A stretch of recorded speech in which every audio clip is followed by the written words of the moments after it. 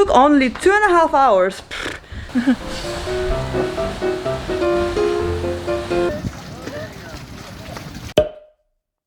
Hello Internet! This is Irina, the Siberian who's gone international.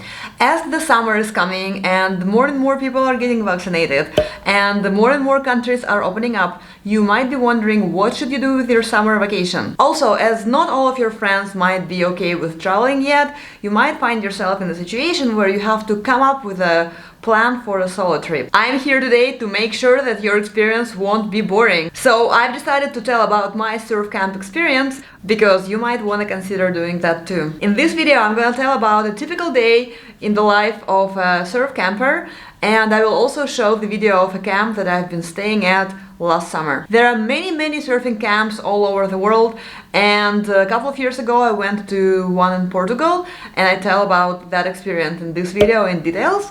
But last summer I decided to try something else and I went to the one in Tenerife. The name of my surf camp was Blackstone Surf Camp, and one day when I stayed all alone in the camp, I filmed the room tour, the camp tour. So let me start my story with showing you how it looks like so you would have an idea what I'm talking about. It happened that I'm in the surfing camp alone today, so I decided to give you a quick tour of how it looks like so that you could decide whether you maybe wanna do it one day yourself. So, as I told you, I came here alone, so I decided not to pay for a single room. This is why I'm sharing it with other girls, and we sleep on the bunk beds. This is my bed. It's a bit messy, but I've been sleeping on it already for a week. Then this one is still empty, and this side is occupied by two other girls. Here we have some cupboards to store the stuff that we brought. Sorry, it's a bit messy, I didn't really have the time to prepare, but let's move forward. And this camp consists of two different houses, so I'm in house 2. And as you can see, here I am. Then here we have another room and another room. Some of these rooms are single rooms or rooms for couples, so if you don't want to share it, you can pay a bit extra and have your own room. This is the bathroom. Well, nothing special, just like any other bathroom. But let's see the most interesting part, which is outside. Well, first of all, here is the living room.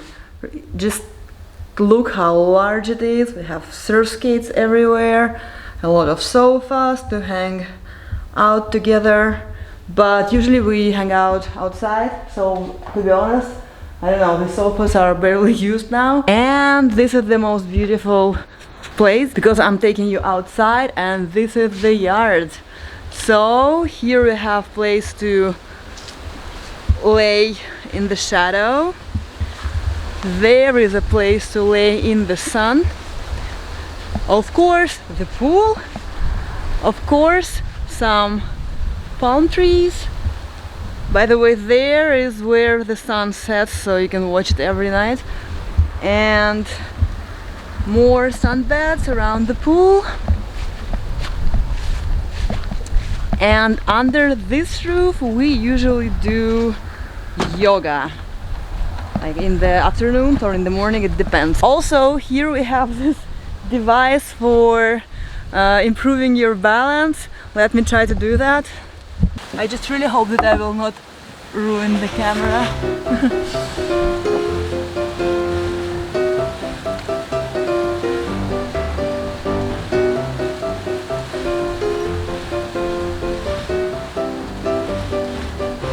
Oh yeah, so this is how it's done by amateurs. The professional can do it for a very long time without dropping like I just did. But let's continue the tour. There is our second house. So we came from there and now we're going to the second house. As you can see, we also have a few hammocks here to relax again, and a vending machine and place to grill stuff. One day we made not we, like two really nice girls agreed to make a paella for us, and that is the, I don't know, paella plate or paella pan that they used to make it. Took only 2.5 hours. And now we're entering the second building. And this is where the kitchen is located. So every morning we cook something for ourselves. I think when it's not Corona times, then at least dinner is cooked by staff and then everyone eats it together. But now, because of the bloody Corona, the dinner option is not available, so everyone cooks for themselves. And I think we're also supposed to sit kind of separately, but I mean, there's just a few of us. There is a schedule, the recommendations of the restaurants, the advice what bus to take to get to the city center. Well, the sink, fridge,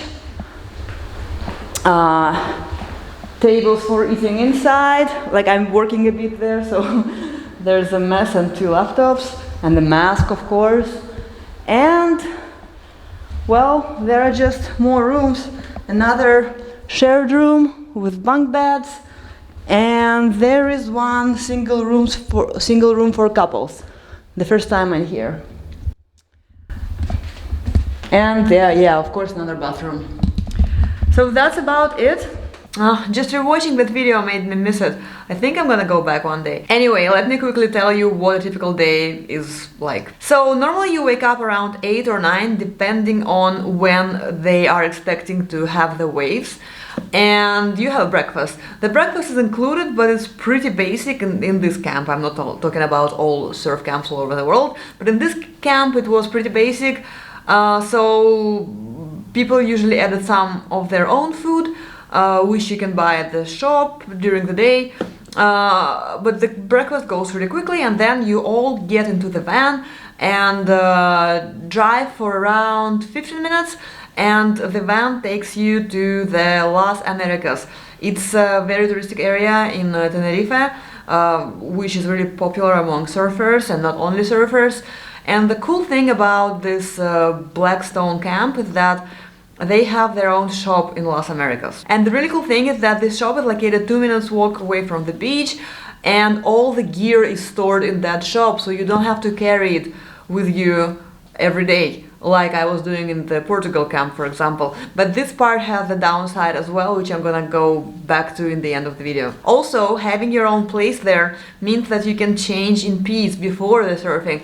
And what's more important, you can take a shower with fresh water after the surfing. For a few days I went to another surfing camp, and in that case our shower was just pouring a bucket of water on yourself after the surf, which made me appreciate those Blackstone showers much more. So you arrive there, change, your instructor takes you for a warm-up session, so you stretch there, jump a bit, just to get ready to go into the water, and then in the water you spend, I think a bit less than 2 hours. During those 2 hours you try to get on the board, the instructor watches you, gives you a push if you need it, if the waves are too small, and gives you advice and teaches you to surf. Once the surfing lesson is over, you go back to the shop, change, take a shower, and then you have some time for yourself. So you can walk around the shops, you can lay on the beach, you can have dinner. There's a lot of cafes because, as I said earlier, it's a very touristic area, and it depends on your package whether you will have another surfing lesson the same day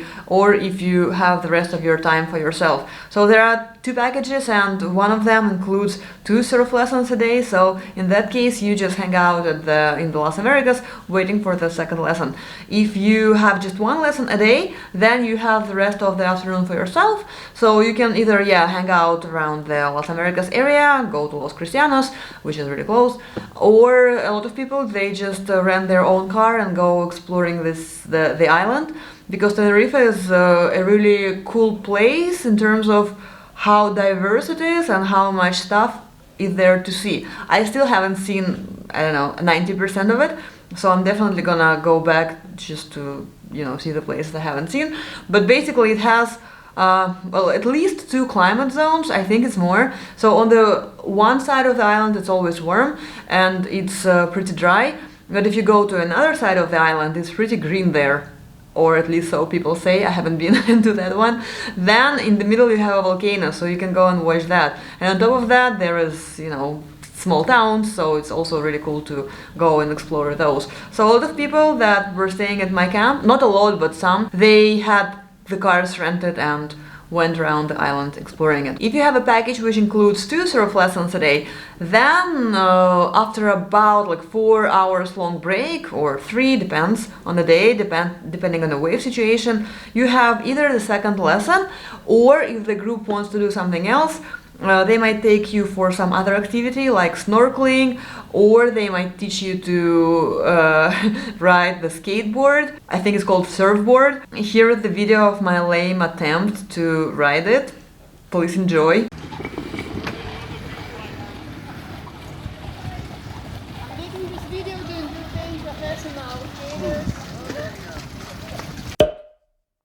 When that second activity is over, the group gets in a van and the van takes you back to the camp. Normally, at least every second day, they stop at the supermarket so you could refill your food stock. Of course, you don't have to go with that van. If you want, you can stay in the city or go somewhere else with your own car, or you can stay in the city and then come back later with a bus. The bus is not that expensive. I think it's 2 or even less euros per ride, but it takes a while. It's about 40 minutes ride. And of course the taxi is an option, especially if you split it with other group members. I was there during the COVID time, so we weren't going out much. Normally we would just stay at the camp, having dinner together, having drinks and talking, dancing, sometimes diving in the pool. It was really fun, and again, people from all over the world come. A lot of people come alone, so you always have a company to hang out with. But a couple of times we also went to eat out at some restaurant, and once we even went to the open roof bar to dance and have drinks. I spent a week in that camp, and then for 1 week I was just doing my own stuff, and then I wanted to return, but the Blackstone camp was full, so I went to another one. I will not name it because I didn't like it too much, and as soon as I could, I returned back to the Blackstone. But that camp, it was worse in almost every way, but there was like one plus, which is they didn't have a shop at the beach, so they weren't really location dependent. So sometimes they would take us to a spot which was a bit further away, but it had better waves.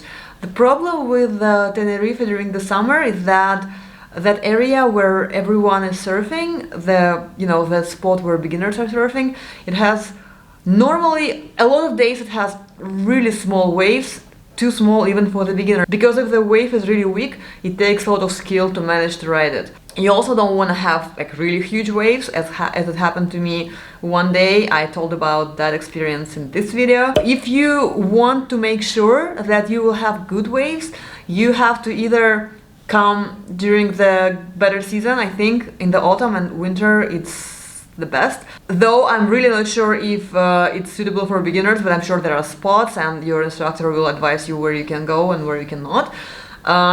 But yeah, in the summer there's a risk that the waves will be a bit too small. But yeah, that was the only good side about that other camp, because when the waves at Las Americas were way too small, they were taking us to another beach which is called El Medano, if I remember it right, and there it's super windy, so there are always waves. So yeah, that's a good tip. When you're selecting a camp to go to, you might want to check on the internet what kind of waves do they have during the month that you're going. I've heard that there are camps in Morocco, in France, and Bali, in Mexico. Of course, going that far during our times is a bit complicated.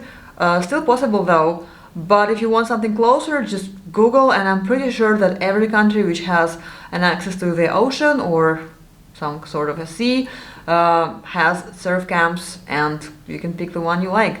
It's a cool experience, especially if you're traveling alone, because again, you will meet a lot of cool people, you will always have a group to hang out with, and that's a rather fun way to get in shape, because surfing is really demanding physically. I mean, you don't really, yeah, you notice it, but it's, like you're too focused on surfing to notice how demanding it is.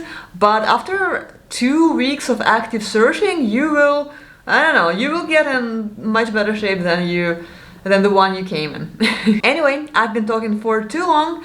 I think I'm gonna say bye now. I'll see you hopefully next week, and meanwhile, go and watch my other videos. Bye!